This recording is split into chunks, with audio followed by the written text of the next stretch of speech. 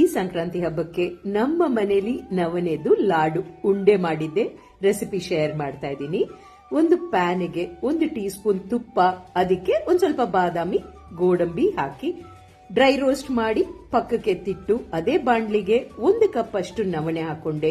ಅದು ಬ್ರೌನ್ ಆಗೋವರೆಗೂ ಘಮ್ಮಂತ ಸ್ಮೆಲ್ ಬರುತ್ತೆ. ಮೀಡಿಯಂ ಫ್ಲೇಮ್ ಅಲ್ಲಿ ಅದನ್ನು ರೋಸ್ಟ್ ಮಾಡಿ ತಣ್ಣಗಾದ್ಮೇಲೆ ಮಿಕ್ಸಿಗೆ ಹಾಕಿ ಫೈನ್ ಪುಡಿ ಮಾಡ್ಕೋಬೇಕು. ಅರ್ಧ ಕಪ್ ಬೆಲ್ಲ ಹಾಕಿ ಮತ್ತೊಮ್ಮೆ ಅದನ್ನ ಗ್ರೈಂಡ್ ಮಾಡ್ಕೊಂಡೆ.